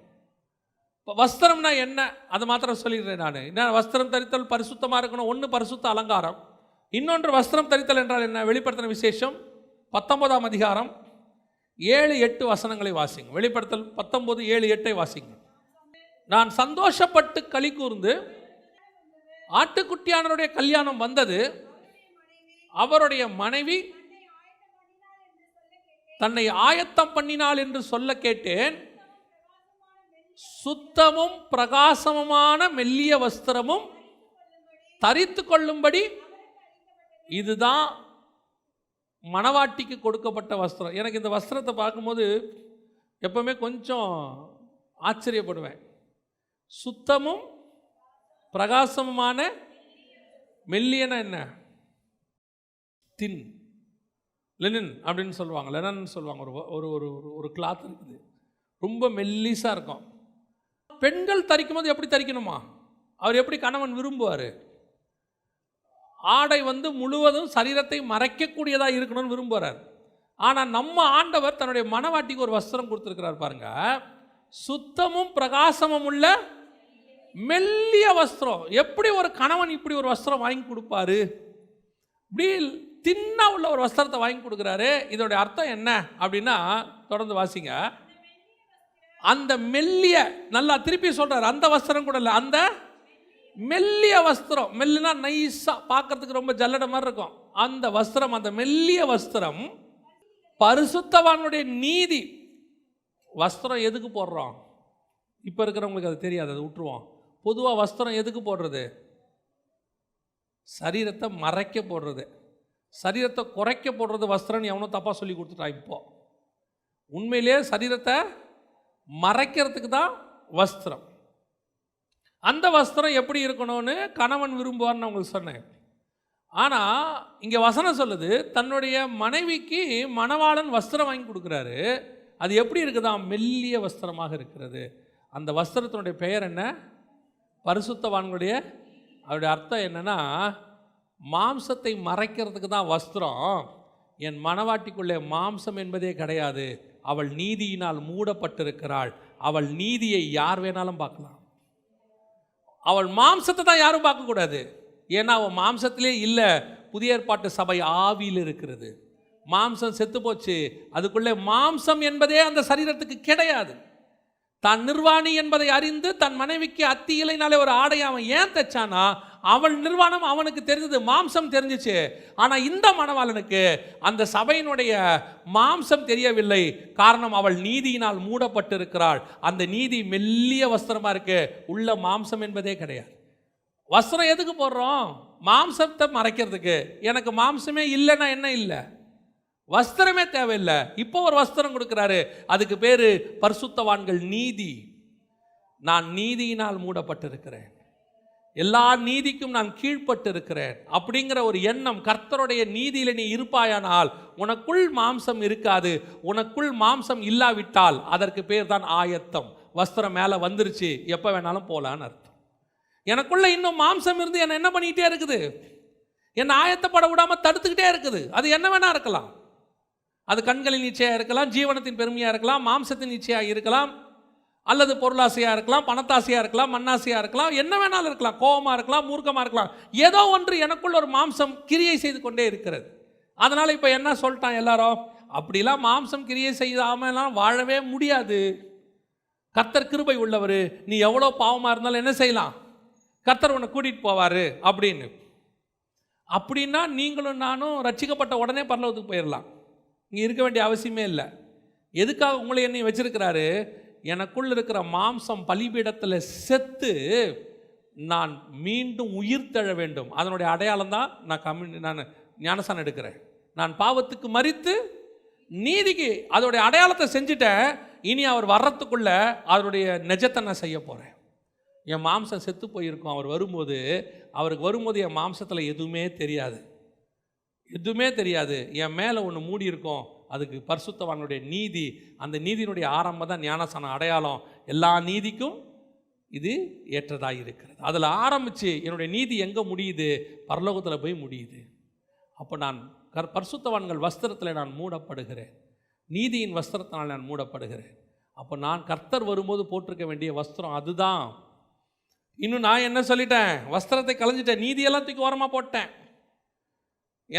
எனக்கு ரொம்ப ஆச்சரியம், சில ஆவிக்குரியவர்களை பார்க்குறேன், உலகத்தான் செய்ய முடியாத பாவத்தை ஆவிக்குரியவன் சபையில் உட்காந்து செஞ்சுக்கிட்டு இருக்கிறான். உலகத்தான் துணிகரமாக செய்யறதுக்கு யோசிக்கிற பாவத்தை சபைக்குள்ள உட்காந்து துணிகரமாக செய்கிறாங்க. ஆனால் உட்காந்துட்டு சபைக்குள்ளே உட்காந்துக்கிட்டு வருகை வந்தால் நான் போவேன் இவங்க நினைக்கிறாங்க. இவங்க முழுக்க முழுக்க இன்னும் உலகத்தின் வஸ்திரம் தான் மூடியிருக்க ஒழிய நீதியின் வஸ்திரம் மூடலை. இவங்களுக்கு அந்த எண்ணமே வரல. நான் உங்களுக்கு சொல்லுகிறேன், உங்களுக்குள்ளே இருக்கிற மாம்சம் கொஞ்சம் கொஞ்சமாக சாகணும், எல்லாத்துலேயும் சாகணும், எல்லாத்துலேயும் சாகணும். செத்து முடிக்கிறதுக்கு தான் கர்த்தர் உங்களை எண்ணி இந்த இடத்துல இன்னும் வச்சிருக்கிறார். செத்து முடிச்சிட்டோம்னா இந்த பூமியில் நீங்கள் நான் இருக்க வேண்டிய அவசியமே இல்லை. பரலோகம் கன்ஃபர்மேஷன் கொடுத்துருச்சு, நான் பரிசுத்தராக இருப்பது போல் இவனும் பரிசுத்தமாக மாறிட்டான்னு சொன்னால் அடுத்த செகண்ட் பரலோகம் உங்களை எடுத்துக்கிட்டு மேலே போயிடும். அதுக்கு மேலே பூமியில் நமக்கு வேலையே கிடையாது. பழைய ஏற்பாட்டை போல் 175 வருஷம் நீ இருந்து பிள்ளைகளின் வாழ்வை காண்பாய், அதுக்கெல்லாம் புதிய ஏற்பாடு இல்லை. புதிய ஏற்பாடு மணவாட்டி சபை, இது போய் மணவாளனோட வரணும். அதுக்கான ஆயத்தத்தை கர்த்தர் செய்கிறாரு. ஒரு நாளும் ஆண்டவர்கிட்ட, ஆண்டவரே நான் மரித்து, பாவத்துக்கு மரித்து நீதியில் உயிர்த்தெழணும் ஆண்டவரே, நான் அந்த இடத்துக்கு வரணும், அந்த வாஞ்சை இருக்கணும். அதுக்கு பிறகு உங்களுக்குள்ள எது மேலேயுமே ஒரு நாட்டம் இருக்காது. நான் சொல்கிற ஸ்டேஜுக்கு நீங்கள் வரும்போது உங்களுக்கு எது மேலேயுமே என்ன இருக்காது, ஒரு நாட்டமே இருக்காது. நான் சொல்கிறது ஒரு உதாரணம். அதுக்கப்புறம் உங்களுக்கு இதுதான் வேணும், இது கண்டிப்பாக. ஒரு சிலர்லாம் இருக்கான், இந்த கிளாத்தை தவிர வேறு கிளாத்தை நான் போடவே மாட்டேன், இந்த மாதிரி தான் நான் சாப்பிடுவேன், இதை தவிர வேறு எதுவுமே சாப்பிட மாட்டேன், எனக்கு இந்த தலைகாணி வச்சா தான் வரும் தூக்கமே. சிலர் சொல்லுவாங்க தலைகாணி இது வச்சா தான் தூக்கம் வரும். நான் எனக்கெல்லாம் இடம் மாறினா தூக்கமே வராது. நான் சொல்கிறேன், உங்கள் மாம்சம் செத்துருச்சுன்னா எங்கே வேணாலும் தூக்கம் வரும். நமக்கு இந்த மாம்சம் முழுவதும் நம்ம கண்ட்ரோலில் இருக்கும். எனக்கு ரொம்ப ஆச்சரியப்பட்டு ஆண்டவர் ஒரு இடத்துல பார்த்தேன் பைபிளில், அவர் போய் அவர்களுக்கு முன்பாக மறுரூபமாக தொடங்கினார். மறுரூபம்னா ஆவியில் ஆகிறார். இட்லி மாவு ஊற்றுறீங்களா, அப்படியே அந்த இட்லி என்னவா மாறுது, மாவு லிக்விட் என்னவா மாறுது, அப்படியே இட்லியாக மாறுதா, கட்டியாக மாறுதா, இது நடக்குதா? திருப்பி அப்படியே அந்த இட்லி மாவாக மாறுமா? மாறாதில்ல. ஏசுநாதர் திருப்பி எப்படி மாறினார்? அப்படியே மறுரூபமாகி மீண்டும் அவர்களுக்கு முன்பாக மாம்சத்தில் மாறுறாரு. தன் மாம்சத்தை மறுரூபமாக்கவும் ஆவியாய் மாற்றவும், அதே மாம்சத்தை மீண்டும் மாம்சத்துக்கு கொண்டு வரவும் அவரால் முடிகிறது. காரணம், மாம்சம் அவர் கண்ட்ரோலில் இருக்கு. இது ஆவியா மாற்ற அவரால். அதனால தான் அவர் சொல்றாரு, நான் அவைகளுக்கு ஜீவன் கொடுக்கவும் எடுக்கவும் என்னால் முடியுங்கிறார். என்னால் ஜீவன் கொடுக்கவும் முடியும், எடுக்கவும் முடியும். இந்த இடத்துக்கு நீங்க வரணும். என் கண்ட்ரோலுக்கு கீழே என் மாம்சம். சிலர் சொல்றான், என் கண்ட்ரோலில் என் மாம்சமே இல்லைங்க, ஏன் தான் செய்கிறேன்னு தெரியாது, தெரியாமல் செஞ்சுட்டேன், செய்யும் போது எனக்கு தெரியவே மாட்டேங்குது, அதுக்கப்புறம் தான் உணர்வு வருது. யோபு சொல்வார், பார்த்துருக்கீங்களா, ஒரு வசனம் சொல்வார் யோபு, கண்களோடு கூட உடன்படிக்கை பண்ணினேன் நான், ஒரு கன்னிகையின் மேல் நினைப்பாயிருப்பது எப்படி? இப்போ சொல்லும் போது அவருக்கு 10 பசங்க இருக்கிறாங்க. இந்த வார்த்தையை சொல்லும் போது, யோபுக்கு சொல்லும் போது 10 பிள்ளைங்க இருக்கிறாங்க. 10 பிள்ளைகள் பிறந்த பிறகுக்கு யோபு கண்ணுக்கு உடன்படிக்கை பண்ணியிருக்கிறாராம், நான் யாரையும் பார்க்கக்கூடாது. அவர் தான் சொல்கிறார் அதை. அப்படி தானே இருக்கு. என் கண்களோடு கூட உடன்படிக்கை பண்ணின நான் ஒரு கன்னிகையின் மேல் நினைப்பாய், நான் இப்படி முடிவு பண்ணிட்டேன், யாரையும் நான் பார்க்க மாட்டேன், முடிவு பண்ணிட்டேன், ஒரு கன்னிகையின் மேல் இனி நான் நினைப்பா இருக்கவே மாட்டேன், ஏன்னா கண்களோட உடன்படிக்கை பண்ணிட்டேன். ஒரு 10 குழந்தை பிறந்தவருக்கே அந்த பிரச்சனை இருக்குமானால் வாலிப பிள்ளைகளுக்கு ஏன் இருக்காது, வாலிப பசங்களுக்கு ஏன் இருக்காது? எதுக்கு சொல்கிறேன், சிலர் சில யங்ஸ்டர்ஸை கூப்பிட்டு வருவாங்க, கூப்பிட்டு வந்து சொல்லுவாங்க, இவருக்கு கொஞ்சம் அட்வைஸ் பண்ணுங்க, இவர் ஏன் இப்படிலாம் பண்ணுறார். அவன் அப்படி தான் பண்ணுவான், அதான் வயசு, அந்த வயசில் அவன் அப்படி தான் பண்ணுவான். அதை மேற்கொள்வதற்கு அவனுக்கு நம்ம சொல்லிக் கொடுக்கணும், அவ்வளோதான். அதெல்லாம் நீ செய்யக்கூடாது, உன்னை அடிச்சிருவேன் பிச்சிருவேன்னு வச்சுக்கோங்களேன், அவன் உங்களுக்கு தெரியாமல் செய்வான். ஏன்னா அது பலவீனம், அது பலகீனம். யோபுக்கே அந்த பலகீனம் இருந்திருக்குது பாருங்க. அப்போ இதை மேற்கொள்றதுக்கு, இந்த மாம்சத்தை மேற்கொள்றதுக்கு சொல்லிக் கொடுக்கணும். நீங்கள் மேற்கொண்டுட்டீங்க, மாம்சம் உங்கள் கண்ட்ரோலுக்கு கீழே வந்துருச்சுன்னா அதுக்கு பிறகு அது உங்களுக்கு ஒரு பொருட்டாகவே இருக்காது. நான் ஆண்டவர் ஏற்றுக்கொண்ட புதுசில் இந்த மாதிரி பிரச்சனைகள் வரும், கண்களின் எல்லாருக்கும் உண்டு அந்த பிரச்சனை வரும். வரும்போது ஜோமன், ஆண்டவரே எனக்கு ஏன் இப்படி வருது, ஏன் இப்படி வருது, இப்படிலாம் வரக்கூடாது ஆண்டவரே. ஒரு நாள் ஆண்டவர் சொல்லி கொடுத்தார், மாடை பாருன்னு சொன்னார். மாடை பார்த்தேன், ட்ரெஸ் போட்டிருக்கா, ட்ரெஸ் போடல. ஆடை பாரு, ட்ரெஸ் போட்டிருக்கா, போடல. அதை பார்த்தா உனக்கு நிர்வாணமாக தெரியுதா? தெரியல. ஏன் தெரியல? மாண்டையும் ஆடையும் பார்த்தா நமக்கு நிர்வாணமாக தெரியுதா? நமக்கு அது நிர்வாணமாகவே தோணலை. ஏன்னா நம்ம கண்ணுக்கு அது மேலே இச்சையே இல்லை. இந்த எண்ணம் சக மாம்சத்தின் மேலே வந்துருச்சுன்னா எதை பார்த்தாலும் உன் கண்களுக்கு அது நிர்வாணமாய் தெரியாது, ஒரு உருவமாய் தெரியும், அவ்வளோதான். அந்த இச்சை போயிடும். இதைத்தான் ஆண்டவர் சொல்லி கொடுத்தார். இந்த இடத்துக்கு நீ வரணும், இதை மேற்கொள்ளணும், இந்த ஸ்தலத்துக்கு, இந்த ஒரு ஆவிக்குரிய ஆயத்தத்துக்கு நீ வரணும். அது வர வர வர வர அதற்கு பிறகு பரிசுத்தவான்கள் பாருங்க, யாரை பார்த்தாலும் அவங்களுக்கு ஒன்றுமே தோணாது. இயேசுவை யாராவது இயேசுவை இச்சையை பார்த்து வந்தாங்களா? ஒருத்தர் கூட வரல. யார் இயேசுவை பார்த்தாலும் அவங்களுக்கு தகப்பனா தெரியுது, யார் இயேசுவை பார்த்தாலும் தேவனா தெரியுது, யார் இயேசுவை பார்த்தாலும் தீர்க்கதரிசியா தெரியுது, யார் இயேசுவை பார்த்தாலும் நீரே கிறிஸ்துங்கிறான். ஒருத்தருக்கு கூட இயேசுவை தப்பா தெரியல. காரணம், அவர் அந்த ஆவிக்குரிய ஸ்டாண்டர்டுக்கு வந்துட்டார். அந்த ஆவிக்குரிய ஸ்டாண்டர்டுக்கு நீங்க வந்துட்டீங்கன்னா உங்களை பார்த்தாலும் யாருக்கும் அப்படி தோணாது. ஏன்னா உன் மேல ஒரு தேவ மகிமை அப்படி மூடி இருக்கும். அந்த மகிமைக்குள்ள ஸ்டாண்டர்டில் நீங்கள் நானும் வரணும். அதுதான் ஆவிக்குரிய வளர்ச்சி. நாம் இன்னும் இங்கே இருந்துக்கிட்டே எப்படியாவது ஆண்டவரே சோத்திரம் சோத்திரம் இல்லை. நீ ஆவிக்குரிய வாழ்க்கையில் வளர சொல்கிறேன். நீ கர்த்தருக்குள்ளே இன்னும் ஸ்டாண்டர்ட் ஆகு, இன்னும் கர்த்தரோட நெருங்குங்க. எவ்வளோக்கு எவ்வளோ கர்த்தரோட நெருங்குறீங்களோ உங்களை விட்டு மாம்சம் அவ்வளோக்குள்ள தூரம் வரும். ஏன்னா அவர் ஆவியான தேவன். நீங்கள் ஆவியான தேவனோட நெருங்க நெருங்க நெருங்க நீங்களும் ஆவியாய் மாறுவீர்கள். நீங்கள் ஆவியாய் மாற மாற உங்கள் மாம்சம் முழுவதுமாக சாக தொடங்கும். அதற்கு பிறகு இந்த மாம்சம் உங்கள் கண்ட்ரோலில் இருக்கும். தூங்குனா தூங்கும், ஏந்திரினா ஏந்திரிக்கும். இந்த கண்ட்ரோலுக்கு வந்துடும் மாம்சம். நான் சொல்கிறது உங்கள் ஆவிக்குரிய ஸ்டாண்டர்ட். ஒரு சிலருக்கு அது எப்படிங்க, நீ அந்த இடத்துக்கு வாங்க, நீங்கள் மீட்டிங் காலைல 3 மணிக்கு போகணுன்னு நினச்சிங்கன்னா காலைல 3 மணிக்கு தானாக ஏந்திரிப்பீங்க. அலாரமே தேவைப்படாது, அலாரமே தேவைப்படாது. இன்றைக்கி ஆண்டவர் உங்களை கொண்டு 1.5 மணி நேரம் பேசணுன்னா 1.5 மணி நேரம் பேசுவார், டயர்டே ஆகாது. கர்த்தர் நடத்துவார். அதுதான் கர்த்தர் உங்களுக்கு கொடுத்துருக்கிற பலன். இந்த மாம்சம் முழுக்க முழுக்க நம்ம கண்ட்ரோலுக்கு கீழே வரணும். இது 2வது, வஸ்திரம் தரித்தவளாய் காணப்பட்டாய். கடைசியாய் 3வது வாசிங்க. எஸ்தரின் புஸ்தகம் 5ஆம் அதிகாரம் 1வது வசனத்தை வாசிங்க. எஸ்தர் ராஜ வஸ்திரம் தரித்து கொண்டு ராஜ அரண்மனையில் உள்முற்றத்தில், இந்த பிளேஸ் ரொம்ப முக்கியம். 3வது எங்க வந்து நிற்கிறா? ராஜா கொலுவிற்றிருக்கும் ஸ்தானத்தில். அது எங்க இருக்குது? ராஜ அரண்மனையின் உள்முற்றத்தில். உள்முற்றத்தில் உள்ளார இருக்கு. இதுக்கு பேர் கிங்ஸ் கேட்னு பேர். தானியேல் இதே மாதிரி தான் இருப்பார். ராஜாவின் கொலு மண்டபத்தில் அவன் இருந்தான்னு இருக்கான். அப்படிதானே இருக்குது, கிங்ஸ் கேட்னு பேர். இது என்னன்னு கேட்டிங்கன்னா ராஜா அரண்மனை, ராஜாவுடைய வீடு, ராஜா இருக்கக்கூடியதானே அவருடைய ஸ்தானம், அதோடைய அடுத்த ஸ்டேஜ், அதோடைய என்ட்ரன்ஸ். ராஜாவுடைய உள் முற்றத்துக்கு போகவே யாருமே முடியாது. போகிற அத்தனை பேர் என்ன ஆவான் தெரியுமா? வசனம் சொல்லுது, அந்த 4ஆம் அதிகாரம் 11வது வசனம் வாசிங்க.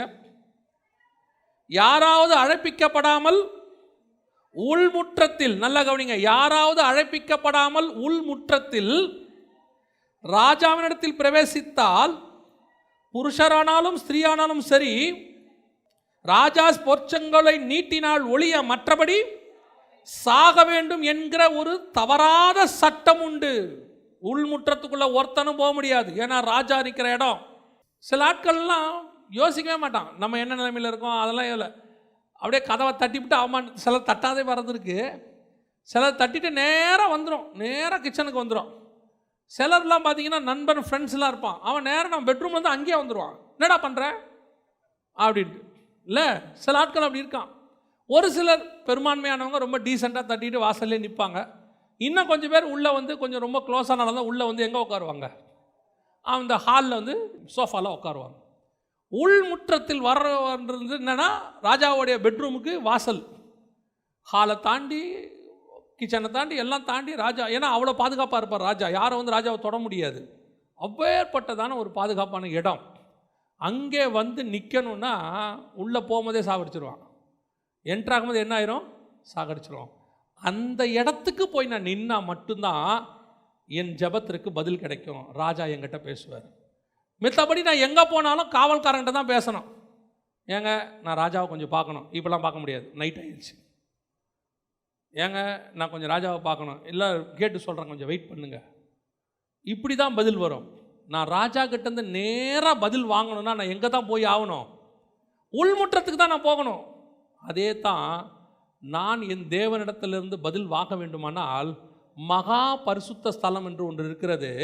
அதில் ராஜாவின் சிங்காசனம், கிருபாசனம் இருக்கிறது. அங்கே என் ராஜா கொலுவிட்டு இருப்பார். இந்த மணவாட்டி அந்த மகா பரிசுத்த ஸ்தலத்துக்குள் பிரவேசித்தால் மட்டும்தான் ராஜாவின் இடத்துல பேச முடியும். இல்லைனா வெளியே இருக்கிற ஊழியக்காரங்கிட்ட தான் பேசிகிட்டு இருக்கணும், ஆசாரியங்கிட்ட பேசணும், லேவியங்கிட்ட பேசணும். நான் தேவன்கிட்ட பேசணும்னா எங்கே போகணும், மகா பரிசுத்த ஸ்தலத்துக்குள்ளே போகணும். நான் வாசல் நின்னா லேவியன் சொல்லுவான், ஏங்க இந்த அங்கெல்லாம் போகக்கூடாது, போனால் செத்து போயிடுவேன். ஆமாம், உண்மை. மகா பரிசுத்த ஸ்தலத்துக்குள் யார் பிரவேசித்தாலும் என்னவாகும், மரித்து போவார்கள். பிரதான ஆசாரியன் ஒரே ஒருத்தன் தடவை போவான், வருஷத்துக்கு ஒரு தடவை போவான், வேறு யாரும் போக மாட்டான். யாரும் பிரவேசிக்க முடியாத இடம் அது. ஆனால் அந்த ஸ்தலத்துக்கு போனால் தான் என் ஜபத்துக்கு பதில் கிடைக்கும், என்னுடைய எண்ணம் நிறைவேறும். இப்போ என் ராஜா அங்கே உட்கார்ந்துருக்கிறார், பிதாவின் வலது பாரிசத்தில் மகா பரிசுத்த ஸ்தலத்துக்குள்ளே இருக்கிறாரு. அவர் முன்னாடியே பிரவேசிச்சிருக்கிறாரு, வழியையும் ஆயத்தம் பண்ணியிருக்கிறாரு. ஆனால் இப்போ எனக்கு என்ன தேவை தெரியுமா, நான் முதலாவதாக ஆயத்தப்பட்டிருக்க வேண்டும். ரெண்டாவது, ராஜ வஸ்திரம் தரித்து, ரட்சிப்பின் வஸ்திரம், நீதியின் வஸ்திரத்தை தரிச்சுக்கிட்டு என் மாம்சம் செத்து அந்த மகா பரிசுத்த ஸ்தலத்துக்குள் நான் பிரவேசிக்க வேண்டும். சாகாமல் உள்ளே போகவே முடியாது. இயேசு கிறிஸ்து மகா பரிசுத்தத்துக்குள்ள எப்படி பிரவேசிச்சாராம், தன் சரீரம் என்கிற திரைச்சீலையின் வழியாக அந்த மகா பரிசுத்த ஸ்தலத்துக்குள் பிரவேசித்தார். ஒரு மனுஷன் சாகாமல் எங்கே போக முடியாது, உள்ளே போகணும். இப்போ எஸ்தர் சொல்கிறா, நான் உள்ளே போகிறேன், ராஜமுற்றத்துக்கு என்ன செய்கிறேன், உள்ளே போகிறேன் சொல்லிட்டு சொல்கிறா, நான் செத்தாலும் சாகிறேன். அந்த வசனம் பாருங்கள், ரொம்ப அழகாக இருக்கும். 16வது வசனம், நீர் போய் சூசானில் இருக்கிற யூதரையெல்லாம் கூடி வர செய்து 3 நாள் அள்ளும் பகலும் புசியாமலும் குடியாமலும் இருந்து எனக்காக உபவாசம் பண்ணுங்கள், நானும் என் தாதிமாரும் உபவாசம் பண்ணுவோம். இவ்விதமாய் சட்டத்தை மீறி ராஜாவினிடத்தில் பிரவேசிப்பேன், நான் செத்தாலும் சாகிறேன் என்று சொல்ல சொன்னாள். அன்னைக்கு எஸ்தருக்கு திறக்கப்படாத அந்த உள்முற்றம், அன்னைக்கு செத்தாலும் சாகிறேன் என்று சொல்லப்பட்ட உள்முத்திரம், இன்னைக்கு செத்தால் மட்டும்தான் உள்ளே போகவே முடியும்.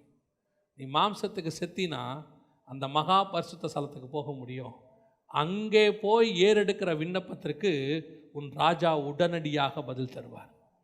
இப்போ நீங்களான எங்கே போய் நிற்கணும் தெரியுமா, உள்முற்றத்தில் போய் நிற்கணும். என் ராஜா வரும்போது அவர் எங்கே நிற்பார், மகா பரிசுத்த ஸ்தலத்தில் நிற்கிற ராஜா அவர்.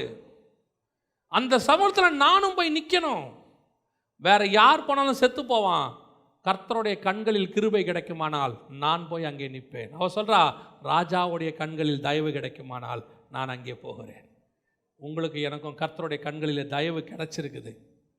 கர்த்தர் உங்களை எண்ணி அங்கே நிற்க வைக்கிறதுக்கு வாய்ப்பு கொடுத்துருக்கிறாரு. இன்றைக்கி நீங்கள் நான் அந்த இடத்துக்கு போக முடியுமா? டோர் ஓப்பனாக இருக்குது. உள்முற்றத்தை கர்த்தர் திறந்து வச்சிருக்கிறாரு. ராஜா கொலு மண்டபத்தில் உட்காந்துருக்கிறாரு. எனக்கு ராஜ வஸ்திரத்தையும் கொடுத்துருக்கிறாரு. ஆனால் இன்றைக்கி நான் எங்கே நின்றுட்டுருக்கிறேன்? நான் எங்கே நின்றுக்கிட்டு இருக்கிறேன்? வஸ்திரத்தை கலைந்தேன், பாதங்களை கழுவினேன், நான் எப்படி அழுக்காக்குவேன் அப்படின்னு சொல்லிட்டு நான் இன்னும் எங்கே தான் இருக்கிறேன்? வெளியே படுத்து கிடக்கிறேன். இன்னைக்கு மனுஷகுமாரன் வரும்போது அவருக்கு முன்பாக நிற்க பாத்திரவான்களாக இருக்கும்படிக்கு அவருக்கு முன்னாடி நிற்க முடியுமா? உள்முற்றத்துக்கு போக முடியுமா? பலிபீடத்தில் மாம்சம் செத்து இருக்குதா? மகா பரிசுத்த ஸ்தலத்துக்குள்ள பிரவேசிக்கிற அளவுக்கு என் ஆவிக்குரிய வாழ்க்கை இருக்குதா? இன்னைக்கு உங்களுக்காகவும் எனக்காகவும் அவர் அதை திறந்து வச்சிருக்கிறார். முதலாவதாக நாம் உள்ளே ஆயத்தப்படணும். ரெண்டாவதாக ராஜ வஸ்திரம் தரித்தவர்களாக, பிதாவுக்கு பிடிச்ச வஸ்திரம், குமாரனுக்கு பிடிச்ச வஸ்திரம் தரித்தவர்களாக, கடைசியாக அவர் இருக்கிற இடத்துக்கு நாம் போகணும். உள்முற்றத்துக்கு. நாம் இருக்கிற இடத்துக்கு அவர் வரமாட்டார். நாம் இருக்கிற இடத்துக்கு அவர் இருக்கிற இடத்துக்கு நாம் போகணும். அதுக்கு கொஞ்சம் சாகணும். சாகாமல் அங்கே போகவே முடியாது. ஆனால் நம்ம ஆண்டவர் செத்து நமக்கு அந்த இடத்த திறந்து வச்சிருக்கிறாரு. நாமளும் செத்தாதான் அங்கே போக முடியும். எஸ்தரும் சொல்கிறா, நான் செத்தாலும் ஏன் ராஜ சமூகத்தில் உட்முற்றத்தில் பிரவேசிக்கிறவன் சாக வேண்டும் என்று இருக்கிறது. என் உள்முற்றம் என்பது மகா பரிசுத்த ஸ்தலம். நான் அங்கே பிரவேசிக்க போகிறேன். நான் என்னை சாக ஒப்பு கொடுக்கிறேன். எனக்குள்ளே இருக்கிற மாம்சம் என்ன ஆகணும்? சாகணும். தலை முதல் கால் வரைக்கும் எனக்குள்ளே இருக்கிற மாம்சம், உள்ளுக்குள்ளே இருக்கிற மாம்சம், நான் சொல்கிறது வெளியிருக்கிற மாம்சம் இல்லை, உள்ளுக்குள்ளே இருக்கிற மாம்சம் சாகுமானால் ஒரு நாள் நான் ராஜாவுக்கு முன்பாக நிச்சயம் நிற்பேன்.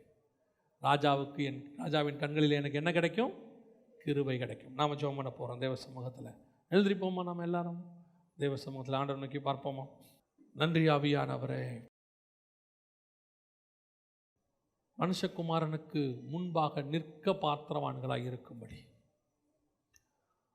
ராஜாவுக்கு முன்பாக நிற்க போகிற நீங்களும் நானும் பாத்திரவான்களாக இருக்கிறோமா? சுய பரிசோதனை பண்ணி பாருங்க. வேதம் சொல்லுகிறது, நம்மை நாமே நிதானித்து அறிந்தோமானால் நாம் நியாயந்தீர்க்கப்படும். உங்களை ஆராய்ந்து பாருங்க. முதலாவது, நீங்கள் உள்ளே ஆயத்தமாக இருக்கிறீங்களா? வெளியே போய் நீங்கள் பிரசங்கம் பண்ணவோ ஊழியம் பண்ணவோ உங்கள் ஆவிக்குரிய வாழ்க்கையை வெளியே கொண்டு போய் உங்களுடைய உலக வாழ்க்கையோடு கூட இருக்கிறீங்களோ? எல்லாத்துக்கும் ஒரு ஆயத்தம் தேவை. உங்கள் ஸ்பிரிச்சுவல் லைஃப் ஆயத்தப்பட்டு இருக்கணும். ஆயத்தப்படாமல், ஜெபிக்காமல், உபவாசிக்காமல், பைபிள் வாசிக்காமல் நீங்கள் உலகத்துக்கு முன்பாக போய் நிற்க முடியாது. கர்த்தருக்கு முன்பாக நிற்காமல் நீ மனுஷனுக்கு முன்பாக நிற்கவே முடியாது. அதனால தான் ஆண்டவர் சொல்கிறார், உள்ளும் புறமும் மேய்ச்சலை கண்ட. முதல்ல உள்ள மேயணும். தேவ சமூகத்தில் போய் உட்காரணும். ஆண்டவர்கிட்ட வார்த்தையை வாங்கணும். தேவ சமூகத்தில் காத்திருக்கணும். ஒரு விசுவாசி, குறிப்பாக ஊழியக்காரன் வாயில் பிஸிங்கிற வார்த்தையே வரக்கூடாது. பிஸிங்கிற வார்த்தை வரவே கூடாது. தேவ சமூகத்தில் உட்கார்றதுக்கு கூட நேரம் இல்லாமல் நீ பிஸியாக இருக்கிறேன்னா நீ வீழ்ச்சி அடைகிறேன்னு அர்த்தம். உன் ஊழியம் எங்கேயோ ஓட்ட விழுந்துருச்சுன்னு அர்த்தம். ஆவிக்குரிய வாழ்க்கையிலையும் சொல்கிறேன். உன் ஆவிக்குரிய வாழ்க்கையில் உலக வேலையோ அல்லது எந்த ஒரு காரியத்தினாலேயோ உங்களுடைய ஸ்பிரிச்சுவல் லைஃப் பாதிக்கப்படுது, ஜெபிக்க முடியல, வேதம் வாசிக்க முடியலன்னா சாத்தா உன்னை எங்கேயோ மாட்டிட்டான்னு அர்த்தம். ஒரு ட்ராப் உனக்கு வச்சுட்டான்னு அர்த்தம். எப்போ வேணா இருக்கட்டும், காலையில் 3 மணிக்கு எந்திரிங்க. அந்த 3 to 6 உன்னை யாரும் தடுக்க முடியாது. 3 மணிக்கு எழுந்திரிச்சு உன்னால் 1 மணி நேரமோ 2 மணி நேரமோ 3 மணி நேரமோ எவ்வளோ ஜாப் பண்ண முடியுமோ, பைபிள் வாசிக்க முடியுமோ, அது உன்னுடைய இஷ்டம்.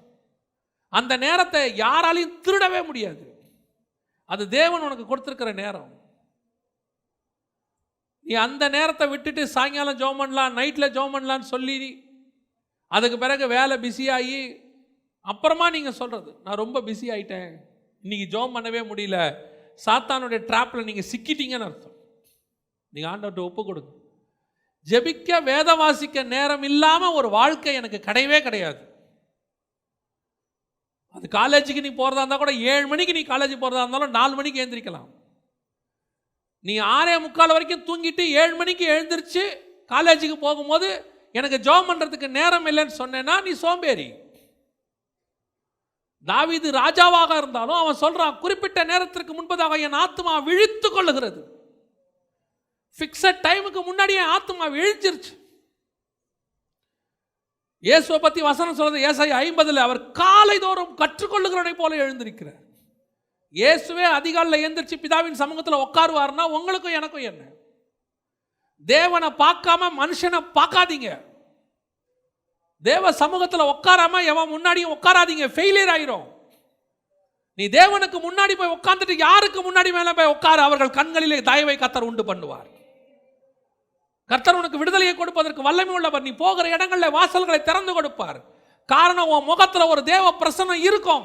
அது எல்லா கதவையும் திறக்கும். அதுக்கு முன்னாடி எதுவும் அடைக்கப்படாது. நீ தேவ சமூகத்தில் உட்காராம போறதுதான் இவ்வளவு பிரச்சனைக்கும் காரணம். இன்னைக்கு முடிவெடுங்க, ஆண்டவரே இனி ஒவ்வொரு நாள் காலையிலும் உங்களுடைய சமூகத்தில் நான் உட்கார்ந்துருப்பேன் தகப்பனே. மனுஷனை பார்க்கறதுக்கு முன்னாடி நான் உங்களை பார்த்துட்டு தான் மனுஷனை பார்ப்பேன். அப்படி ஒரு தீர்மானம் எடுங்க. கர்த்தர் உங்கள் ஆவிக்குரிய வாழ்க்கையும் ஊழியத்தையும் உலக வாழ்க்கையும் வியாபாரத்தை எல்லாத்தையும் ஆசீர்வதிப்பார் ஆண்டவர். அதுதான் ஃபார்முலா. பெரிய பெரிய ராஜாக்கள், பெரிய பெரிய ஜனாதிபதிகள், தேவனை ஏற்றுக்கொண்டவங்கெல்லாம் அதிகாலையில் தான் அவர் சமூகத்தில் உட்கார்ந்து இருக்கிறாங்க. நான் தைரியமாய் சொல்வேன், 4 மணிக்கு தேவ சமூகத்தில் உட்கார்ந்து உண்மையா ஜெபிக்கிற மனுஷன் வாழ்க்கையில தோக்கவே மாட்டான். காரணம், கர்த்தர் அவனோடு கூட இருப்பார். 2வது, உன் வஸ்திரம் எப்படி இருக்குன்னு பாருங்க. வஸ்திரம் போட்டிருக்கிறீங்களான்னு பாருங்க. ரட்சிப்பின் வஸ்திரம், நீதியின் வஸ்திரம் எப்படி இருக்குன்னு பாருங்க. இன்னைக்கு நிறைய மனவாட்டி வஸ்திரம் கழட்டி போட்டு விட்டேன்னு சொல்றா. சில மனவாட்டி வஸ்திரம் இல்லாததே தெரியலன்னு வசனம் சொல்லுது. நீ நிர்வாணி என்றும் இருக்கிறதை அறியாமல். நீங்க ஆண்டவர்கிட்ட கேளுங்க, ஆண்டவரே பிரதான ஆசாரியனாகிய யோசுவாவின் வஸ்திரம் கரைப்பட்டது போல என் வஸ்திரம் கரைப்பட்டிருந்தா இன்னைக்கு என்னை சுத்திகரிங்கப்பா. அவனுக்கு ஒரு புது வஸ்திரத்தை போட்டிங்களே ஆண்டவரே. என்னுடைய பழைய பாவங்கள் அவ்வப்போது திரும்பி வந்து என் வஸ்திரத்தை அழுக்காக்கிட்டே இருக்குது ஆண்டவரே. நான் விட வேணும் என்று நினைக்கிற பாவம் திருப்பி வந்து வந்து என் வஸ்திரத்தை அழுக்காக்கிக்கிட்டே இருக்கு ஆண்டவரே.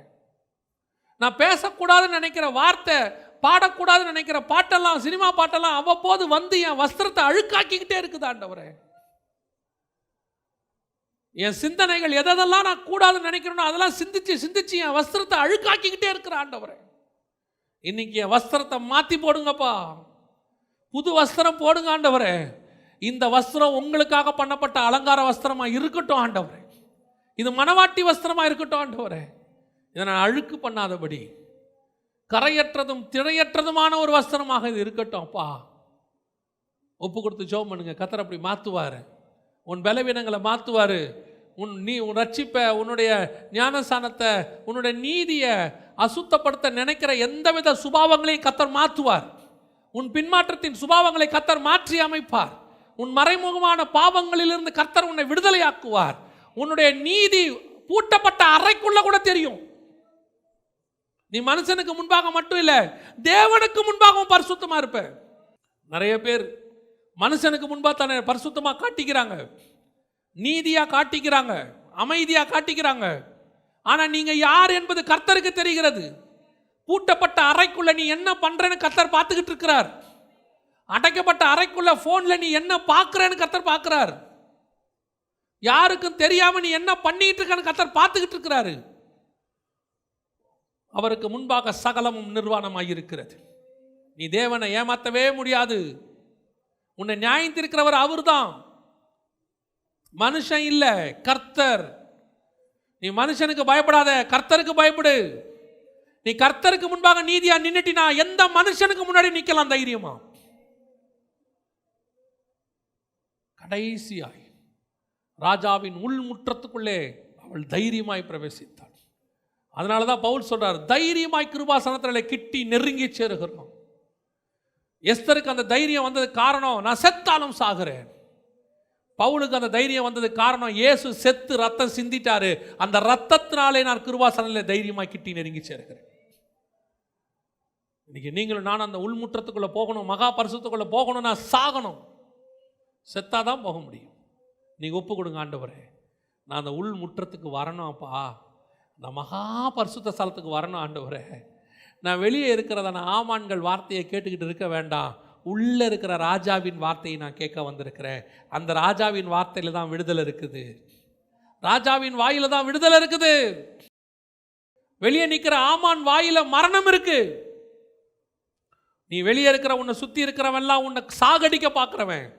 நீ அவன் மத்தியில் இருந்தால் உன்னை சாகடிக்க தான் ட்ரை பண்ணுவான். நீ தேவ சமூகத்துக்கு ஓடிரு, உள்ளே போயிரு, ராஜ சமூகத்துக்குள்ளே போயிரு, மகா பரிசுத்தத்துக்குள்ளே போயிரு. உன்னை வாழ வைக்கிறவர் ஒருவர் அங்கே இருக்கிறார். அவர் தான் உன் மரணத்திலிருந்து உன்னை மீட்டெடுக்கிறவர். யார் உனக்கு மரணம்னு சொல்லியிருந்தாலும் கர்த்தர் சொல்றார் நீ பிழைத்திரு. கர்த்தர் சொல்றார் நீ ஜீவனோடு இரு. உன்னை வீழ்த்த வேற எவனாலையும் முடியாது, யாராலையும் முடியாது. கர்த்தர் நம் பட்சத்தில் இருந்தால் நமக்கு எதிராய் நிற்பவன் யார்? ஆண்டவர்கிட்ட நீங்கள் போகிற இடம் தான் ரொம்ப முக்கியம். நீ வெளியே நின்றுக்கிட்டே இருந்தீங்கன்னா அப்படி தான் பேசிக்கிட்டே இருப்பாங்க. நீ உள்ளே போக போக போக நீ தேவனுடைய சத்தத்தை கேட்ப, ராஜாவின் சத்தத்தை கேட்பீங்க. நம்ம ஜெபிக்க போகிறோம். கர்த்தர் என்னை மாற்றி இருக்கிறாரு, என்னை ஒப்பு கொடுக்க என்னை வச்சிருக்கிறாரு, எனக்குள்ள கர்த்தர் பேசி இருக்கிறாரு. நான் எஸ்தரை போல் அந்த மகா பரிசுத்த ஸ்தலத்துக்குள்ளே போய் ராஜாவின் சமூகத்தில் நிற்கணும். நான் அதே போல் மனவாட்டியாக மாறணும்னு விரும்புகிறவங்க எல்லாம் கரங்களை ஆண்டவருக்கு நேராக உயர்த்தி நாம் ஜெபிக்க போகிறோம். உண்மையாக ஜெபிக்கிறவங்க மட்டும் நீங்கள் ஜெபம் பண்ணால் போதும். சர்வ வல்லமை உள்ள எங்கள் ஆண்டவரே, தருமையான நாளுக்காய் உமக்கு ஸ்தோத்திரம். ஆண்டவரே, நாங்கள் பூரண மனவாட்டிகளாக, கரை திரையற்ற மனவாட்டிகளாக, கற்புள்ள கன்னிகைகளாக, ஒரே புருஷனுக்கு நியமிக்கப்பட்டவர்களாக அந்த மகா பரிசுத்த ஸ்தலத்துக்குள்ளே பிரவேசித்து உம்முடைய வலது பாரசத்தில் உட்கார கிருபை பாராட்டுங்கப்பா.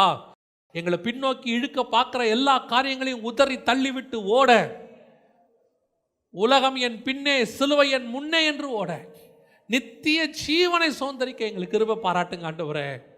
பலிபீடத்தில் மரணம் இருக்குப்பா, மகா பரிசுத்தத்துக்குள்ளே நித்திய ஜீவன் இருக்கு ஆண்டவரே. பலிபீடத்தில் உயிரோடு இருக்கிறாங்க, மரணம் இருக்கு. மகா பரிசுத்தத்துக்குள்ள மரணத்தை ஜெயித்தவர் நித்திய ஜீவனோடு கூட உட்கார்ந்துருக்கிறீங்கப்பா. நாங்கள் அங்கே வந்து அதை பெற்றுக்கொள்ள கிருபை பாராட்டும் ஆண்டவரே. ஆத்துமாக்களுக்காக ஜெபிக்கிறவர்களாக, அழுகிறவர்களாக எங்களை மாற்றுங்க. எங்கள் சபை மாறட்டும்.